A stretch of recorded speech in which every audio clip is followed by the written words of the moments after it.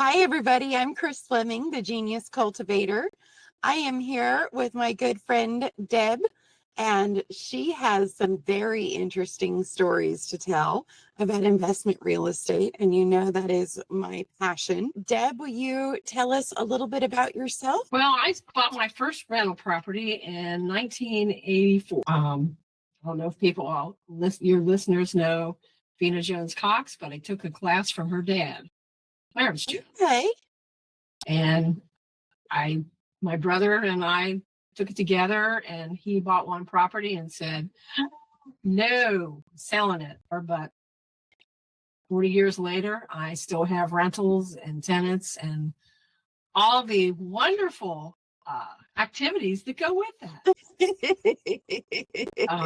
Once I did that, though, I kind of tried to find a niche that was different than what other people were doing. And I thought, well, let me just buy one property on short sale, and then I'll buy another one subject to and see which one I like. So I did short sales, and this was 2000, 2002.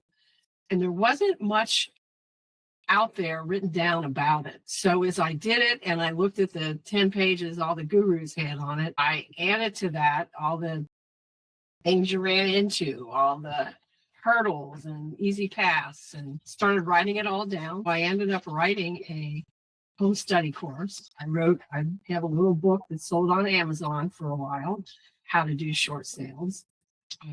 I did short sales probably for 8 to 10 years until the banks kind of said, we don't think you should be making this $10,000 or $50,000 extra dollars on these houses. They changed all the rules. So when I was coaching, I would tell people, this is how you close it. Well, they were changing the rules so quickly that if they didn't close that really quickly, after I told them how to do it, they changed the laws. And if they did it like 2 months later, it's very possible they were breaking laws and would go to jail. Getting money back. And that was, the banks didn't want to have anything to do with that. So quit coaching and I probably closed a couple hundred short sales over my time. Wow. Yeah. So I was shortsalequeen.com. So. You literally wrote the book on it. That's true. Yes. Do you have any copies of that, or is it still available? I still have copies. I don't know if it's probably not on Amazon anymore. Oh, I'll have to see if I can finagle a price for one of those copies. I would love to. Okay. Well, I think I can introduce you to the author, so we might be able to make something. It's amazing. And so where do you live now, Deb? I'm outside of Cincinnati, in Hamilton. Okay. Is that where you're from originally? No, I'm 20 miles south. So okay. All right. Real far. Okay. What made you want to get into real estate? You said you and your brother took this class from Vina Jones Cox's father. What made you want to do that? I was looking for a way to make extra money.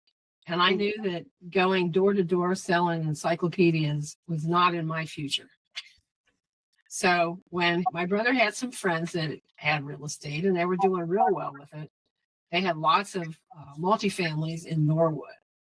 And they kind of got us into the event and took us out to dinner and talked about structuring deals and buying property and negotiations. And it was just very intriguing. I was working at a big corporation here in town, and they kind of helped pay for some of my outside seminars and stuff that I would take. So I would always have them pay stuff on negotiations and deal making, because it fit into my corporate job, but it really worked in my personal life. What a great benefit, by the way, a corporate job. That's amazing.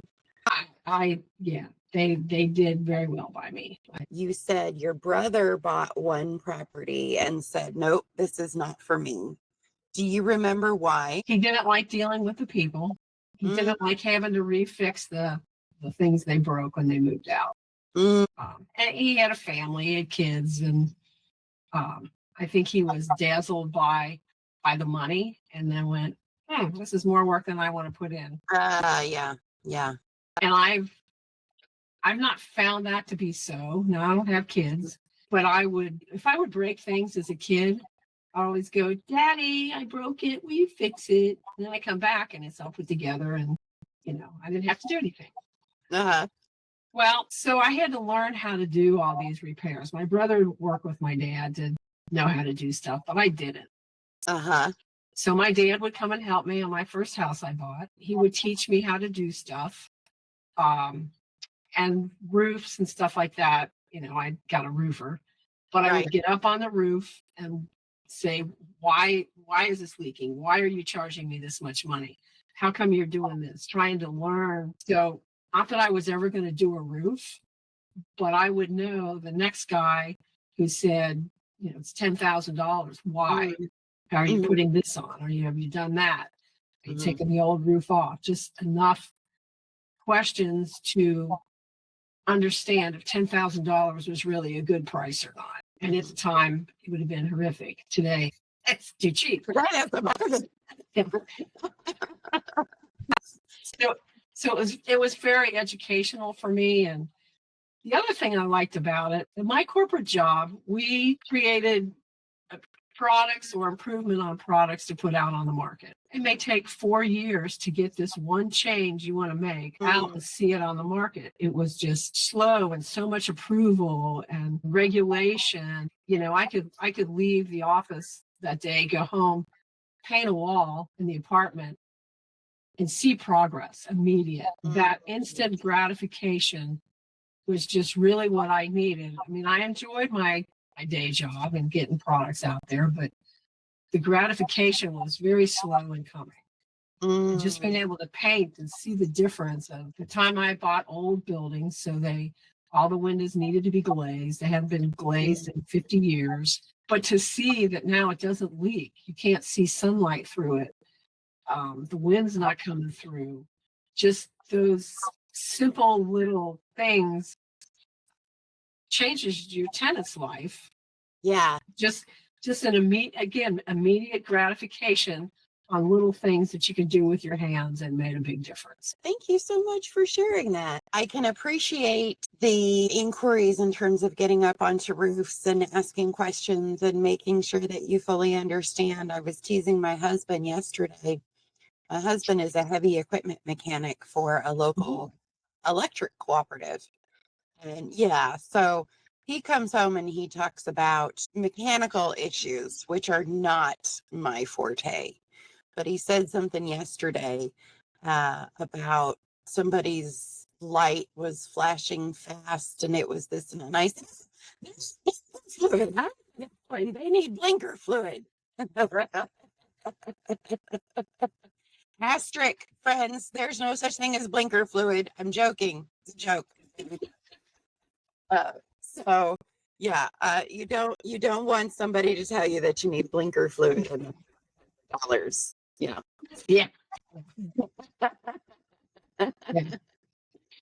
Excellent. Well, Deb, tell us your wildest, craziest, stinkiest story. What happened? Well, it's got a great ending. Great. I was doing short sales, and I've been doing them for years. I did them for other people as well as did my own marketing and got my own phone calls. But a friend of mine said, I got 3 houses. They're going into foreclosure. You do a short sale on all 3 of them. They're all kind of nearby, just blocks away. Sure. They were in Covington, Kentucky. So I gathered all the paperwork, all the things that my home study course and my little paperback book say to do. I submitted it to the bank. And these things are not quick. Seeing the daily gratification, it was pretty hard for a short sale. So I negotiated and made phone calls. And finally, on the one house, they said, okay, we will agree to accept something around $24,000 for this house. It was like a shotgun house, 3 bedrooms, 1.5 baths. decent shape. And actually, it had new siding. He'd put in a new kitchen. He'd done a lot of work on it, and that was kind of why he's in foreclosure. The bank agreed to $24,000. Great. So I called the bank back the next day. I was going to tell them, when will I be getting the document to show you agreed to 24,000 so we can get this closed? So I called up.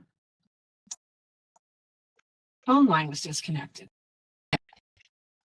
The bank? The bank. Oh dear. Now, this is probably 2011, kind of after 2008, and all the banks have imploded and they've sold loans. And the voicemail on the phone said, if you have a loan with us, please call one of these 4 or 6 banks and give them your loan number, and they will continue processing your payments. Okay. And that was one thing I liked about short sales, was it was always like a detective trying to solve an issue, trying to solve a problem. Okay. It's like, okay, not a big deal. There's another problem in my way. I'll get through it. So I called all 6 of them. I gave them my loan number, the address, seller's social security, or the borrower's social security number. They all said, we don't have it. Call us back in a couple weeks because we haven't had all the files converted over yet. Right. We might not have it in our system. So keep calling us. A couple weeks went by, I called again. A couple weeks went by, I called again. A couple months went by, same thing. Nobody's got this thing. So this is where it's really important to have a team around you that you can call. And so I called my attorney and told her what was going on.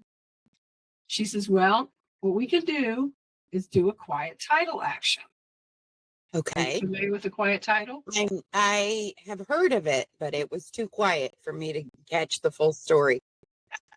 A quiet title is a process where you put ads out in paper or online, wherever bankers or anybody who might have a fiduciary claim on this property would see it, and they have a certain period of time to speak up to be able to get their money back on this house. Right. Okay. We did a complete title search at this point to see what else was there. We sent letters to all the addresses of anybody listed on there. He did not have a second mortgage on this house. So it was just to that bank, but it had been sold a couple times, and they recorded each of these. So Sure. we sent letters to the 4 different banks who were listed on there, who had it at one time, who was assigned to them. And if they don't respond, then the house would go back to the seller or the borrower. Okay. I called John and I said, here's what we can do. The attorney says it's probably going to cost $2,000, $2,500 to do all this paperwork, get the letters out, put it up online, get notifications, go. And then the final is you take it in front of a judge and he goes, okay, bang, here's the gavel, bang, so-and-so is the owner. He goes, he's Deb, I don't have $2,000. I got all my houses in foreclosure. Right. Right. He says, well, I do. If I can get this done, can I have your house? Sure. I don't care. But yeah, go ahead. Wow. I did forget to mention there's a tenant living in here the whole time paying rent. Uh-huh. So he started giving me the rent at that point after I'd been working on it. He'd been keeping it, but so I went back to the attorney. This particular attorney had never done a quiet title action. So it took longer than it would normally have taken, but because she was inexperienced and it took longer, we did all the process, got in front of the judge a couple times, banded up. Nobody ever responded. So crazy. Do you So mind if I ask, how much was the rent? $750. Okay. All right. So that's not bad. No, remember this is 2011 too. Right. Yeah. So Yeah, that's not bad at all. Okay. nobody ever responded, and the judge finally put the gavel down and said, nobody's responding. Your buyer will put their name on the deed and the house is theirs. It's so wild. for $1,250. So you got a whole house for $1,250 and a lot of patience. And a lot of patience, yes. A lot of patience. Wow. Okay. Yeah. It took a month and a half to recoup my purchase price. Yeah, 2 months rent, right? Do you remember from the time you started or you agreed to do it and started contacting the bank until you actually acquired the property? Do you remember how long that was? It was probably a little less than a year. Wow. Yeah. Okay. Yeah. It took some time. Yeah. Yeah, for sure. And I still have the house to this day. It's always been paid off. I never put a mortgage on it. It's always been free Okay. and clear. It does now have a new roof and some gutter work and Blinker fluid. blinker fluid. Yes. Fluid's important, especially in the air conditioner. So, it's just been kind of a cash cow ever since. That is amazing. So the key really is to have a team around you. Meet people at RIA or your organization or people at the courthouse. If you're buying houses on the courthouse steps, get to know people. What do they do? How can they help you? How can you help them? And if I didn't have an attorney to talk to, it's just something I could not have done myself, filing all that paperwork and being at the courthouse. She was at the courthouse on a continuing basis just because she's an attorney. That's what she does. Right. That was extremely helpful.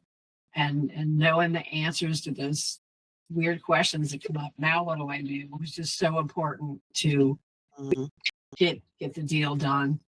So it was very fun. Hearing also to not be afraid to just quiet the whole quiet title thing, and the attorney hadn't done it before, and you're saying, now what do I do? You know, the whole just try it, see what happens. Exactly. Don't say no. And that was this thing with short sales. It's just keep asking. Right. One of the tricks with short sales is, what is the real cost of the property? Like excluding what is owed on it. What would the house sell for today in its current condition? And I guess today's a bad example because houses, I just had a guy down the street sell a house for $350,000.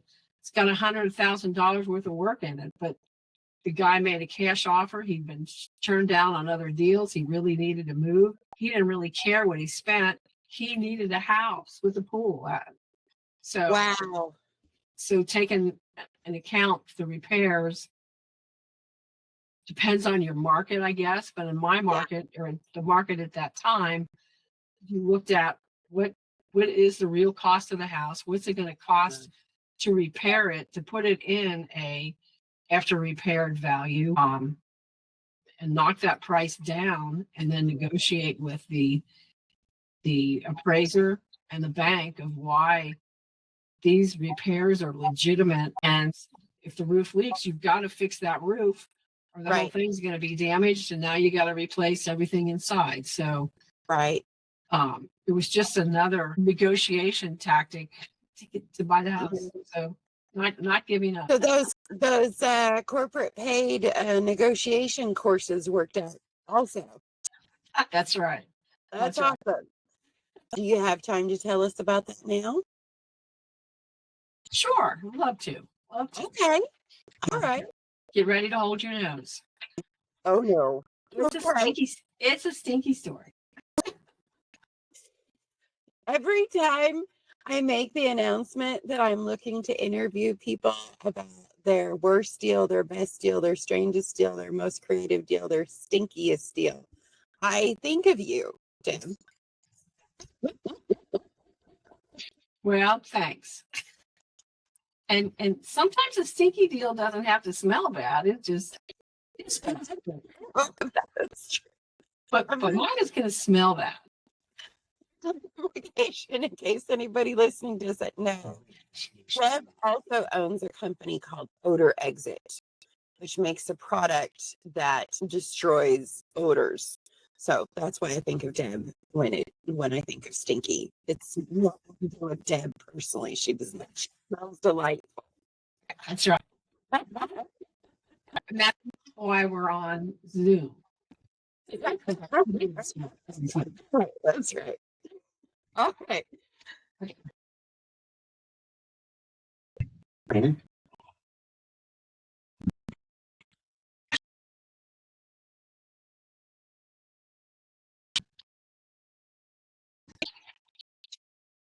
If you can't laugh about odors, then yeah, you just be breaking bottles all the time. So I am a landlord. I have a bunch of houses that I've rented out over the years. I've kept some of my short sales, flipped some, rehab some. This particular one was a nice little 2-bedroom, solid wood floor, hardwood floor, single family house, garage, little yard, and I rented to a nice lady and her daughter. I thought, they're all nice when they fill out that application. That's the truth. And she got to the point, I don't remember what happened, but she couldn't pay her water bill. Eventually the water got shut off. Well, you don't necessarily know that. As the landlord, you don't know that soon enough. So apparently by the time she realized it, and I've been there, they weren't buying water anymore to flush the toilet. So the toilet was full. The tub was full. And one little corner of the dining room, the mom, the dog, the cat all pooped in the corner on my hardwood floor. When I walked in, and it was just stuff all over. So until you made a pathway through and got rid of half the stuff in there, you didn't know what was smelling. Something was awful. The bathroom was in the back of the house, so you had to make your way through, swim through all the junk to get back there. It was just awful. So we taken 5-gallon buckets of stuff out of there and getting rid of that, and got the water turned on first because we didn't want to be there. The flies and we were wearing a respirator. It was bad. Dumpster. I think there was 2 dumpsters. Then we got kind of back in the corner and we had to shovel off of the hardwood floor. It was bad. So, and I'm thinking that's why there's odor exit. I was disgusted with the whole process that somebody would let my property go like that I wasn't there soon enough to stop this. And here I was trying to solve it. But we got it cleaned up enough. It was time to spray odor exit. You never want to paint before you get rid of all the smell. I don't care what your smell is. That's the prerequisite for getting rid of smells. Clean it out, get rid of the smell, then put things back. Whether it's mold, cigarette smoke, urine, anything. Don't paint, because odor is actually a gas. Right. What you're smelling is the gas in the air. Right. So painting over that encapsulates it. It doesn't stop it. It's still producing a gas. You've got to be able to stop that gas from being produced. I see. To get rid of the odor. It's a chemical reaction. So for odor exit, with the different odors, we have 4 different products to get rid of the chemicals created in different odors. So there's one product to get rid of mold and cigarette smoke smells. There's another product to get rid of urine. So you just kind of got to have the right chemical to fight that particular odor. But you've got to clean it up first. And we shoveled all of it, and I kind of scrubbed, took a brush, because it was hardwood. I mean, it was beautiful the one time, beautiful hardwood. So I took a brush and kind of got the stuff out of the grooves and cleaned it up as best I could. And I sprayed the odor exit. Got rid of 90% of the odor. I was tickled to death. Okay, so, and that's not unusual. Right. If you miss a spot, the odor exit eliminator is contact chemistry. It has to come in contact with all the source of the odor to get rid of all the smell. So if you got urine here and you spray here, you will still have odor. It's got to come in contact with it. So, and you just sometimes you miss a spot. maybe up on the wall. If they hike their leg, it's splashing up on the wall. I know. I don't think I like this job anymore. Oh my God. Oh. But dog needs to go outside and go to the bathroom. He can't hold it anymore. He goes one time in your house, but he does it near the door because he's, Mom, I'm trying to get outside. I'm doing the best I can, but I can't hold it anymore. Yeah. It will hit the floor and backsplash on the wall or the door. Right. Around the corner, down in the grooves between the wood slats. So, they're trying. So you have to get the solution to all the places where that urine has traveled. Right. And the more there is, the bigger it travels. The further it travels from the source. Even if you have a carpet, you might see a spot this big on top of the carpet, but it's actually this big on the underside because it acted as a sponge and just spreads out, wicks out. The similar thing happens with hardwood floor, although not as dramatic. You can see, if they go enough, you can see spots on that floor, the discoloration of the wood, even if you set a bucket of water on the floor. At some point, it's going to discolor that wood. Mm-hmm. So it just not going to smell as bad as urine. So I sprayed it, and I finally narrowed it down to one of the corners in the dining room was probably 3 foot by not quite 3 foot square where they had done their duty there. So I sprayed all that. I sprayed it a couple times. Just did not get rid of the smell. There was no subfloor on this floor. So I could go down in the basement and see that my odor exit was dripping between the boards to the basement. It was a concrete floor, so not a big deal. But what that told me is I got to spray the concrete floor too, and I got to spray the bottom side of that wood. Fortunately, cover my eyes because it's coming back down. But I can get to that. Had there been a subfloor, it'd have been much more difficult to get to all that. So I tried that. I sprayed the steps around there and everything that where it dripped through it would get to.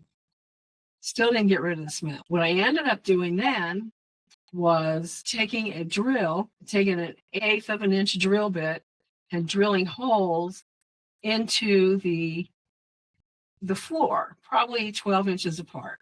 And I injected that odor exit into those holes.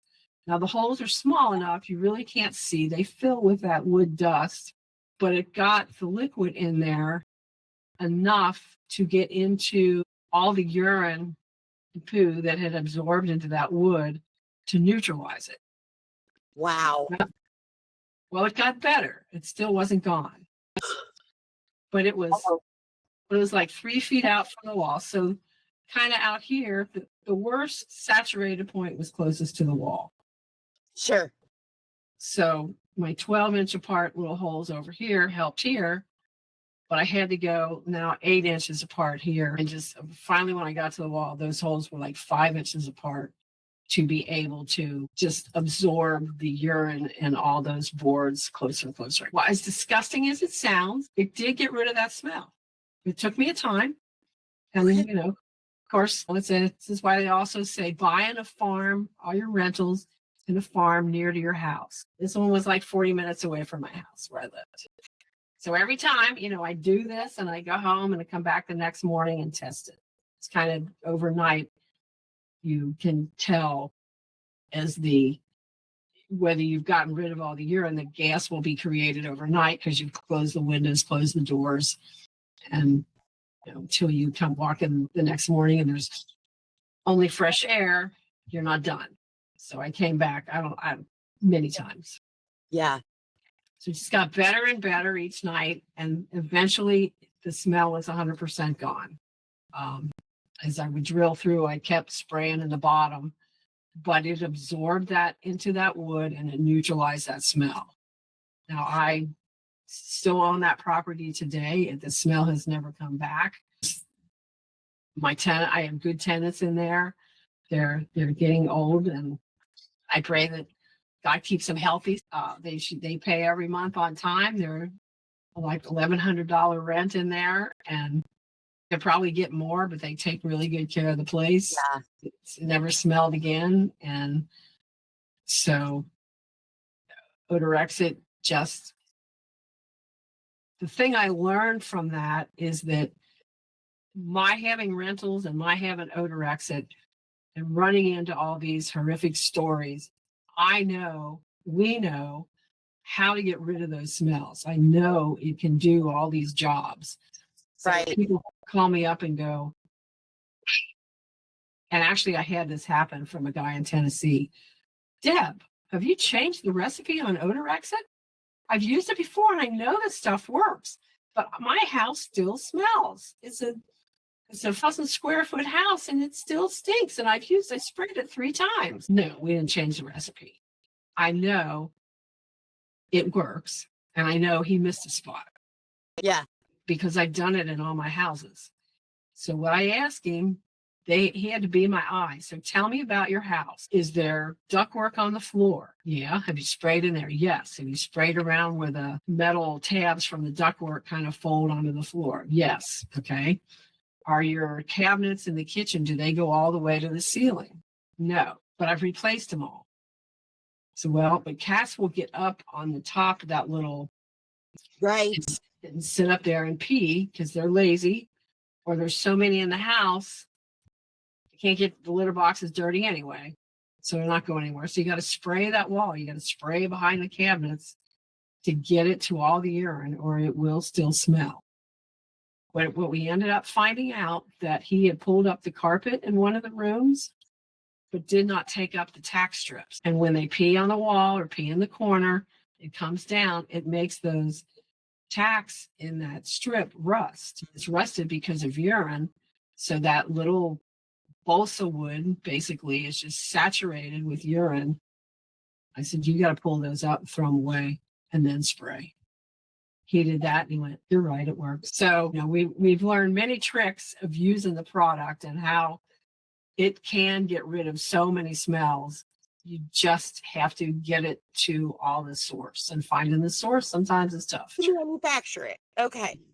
Wow. Thank you so much for telling us these stories. I do have a question about your stinky house story. Was she still paying the rent? No, that's when she got evicted. Gotcha. So that's how you found out about the situation. Yeah. I always wonder what is going on in people's minds that allows them to be comfortable with that situation. I think there's a lot of mental health issues in those situations. Yeah. Why does somebody have 100 cats? Yes, dogs have all been rescues. And I think it's important to save those animals, but my last dogs, if I bring a second rescue in, they won't be happy. They want my time. They've always been by themselves. You can have 2 and 10, fine, but take care of them. 100, there's no way. We've run into so many situations. People call and, I bought this house and they painted everywhere and it was in the winter and I couldn't tell there were cats in there. But then summer came and the humidity came out and it's warm and I'm pregnant. I can't even stay in my own house. It makes me throw up. I mean, it's just, and when we talked to the neighbors. The neighbor said, well, you could smell that house 5 houses away. How do these things happen? The woman would go feed the cats in the morning, lock the door, and go live in a different house. Something, you be that crazy and afford 2 houses. Well, you don't pay for them, I guess. At some point, I mean, just the stories that we've come across is just insanity and truly. Yeah. People, and there's so much misuse of people, I guess, that they turn it inside out too. It's a shame. It's a shame. But there are solutions. That's the answer. There are solutions. And you got through it. You persevered. And it's now a profitable asset for you. That's what I want people to hear. Absolutely. Yes. That's amazing. Ooh. Ah, I did get a little unwell a few times through that story. I'm so sorry. Not for the light of stomach. It's not. It's not. Oh, I really appreciate you sharing your wisdom with us. And Thank you, Kris. I appreciate you having me. It was very fun. I just want to emphasize to anybody listening that there are solutions, and it's not, if it was easy, everybody would do it. Nobody said it was going to be, well, we didn't say it was going to be easy. I shouldn't say nobody said, but we didn't say it was going to be easy. Right. We're saying it's worth it. So I just really appreciate you telling me the stories. And oh, one of my favorite questions. I love to ask everybody this question. If you could give 3 pieces of advice to your younger self, real estate related, business related, life related, it doesn't matter. If you could give 3 pieces of advice to your younger self, what would they be? Oh, the first one would be start saving for retirement early. I never saved enough myself when I was at my big corporate job. They saved for me, but I spent that on real estate pretty much the day I left. Mhm. And I didn't have much left over. My retirement is my houses. So I did do that. But having saved over the years, because if you start saving when you're a kid, it accrues like crazy for your lifetime to have it be there. That would be the one thing. Marketing, marketing, marketing. That's the essence of any business. Real estate, odors, eliminators, yourself looking for another job if you're happy in your day job. It's all about marketing, presenting an outgoing picture of all the wonderful benefits, not features. Figure out how to do marketing. Is that a class? Is that reading books? No, lady. There you go. Marketing is so important. Cultivating millionaires. And what would be my third piece? If you have naysayers in your life, don't listen to them. You do anything in your mind to. If you say you can, you say you can't. Right. That's a good one. Thank you. Those are all good. Thank you very much. And for Odor Exit, if people would like to get in touch with you, how can they do that? On my email is deb@odorexit.com, ODORXIT, no E. The website is odorexit.com as well, or 877 odor exit. Got the market cornered on that. If you have odors, we'd love to help you. We'd love to coach you through. We know our products work, so we will walk you through until you're satisfied. We will make it right. Most people don't want their money back. They really want their odor gone. Right. So we will walk them through whatever their choice. But we've just made a lot of successful people, and we'd be happy to help your listeners too. Well, thank you so much. I really appreciate you. I hope you have a great rest of your day, and I'll talk to you real soon. All right. Thank you for your time, Kris. It has been fun. You have a great rest of your day too.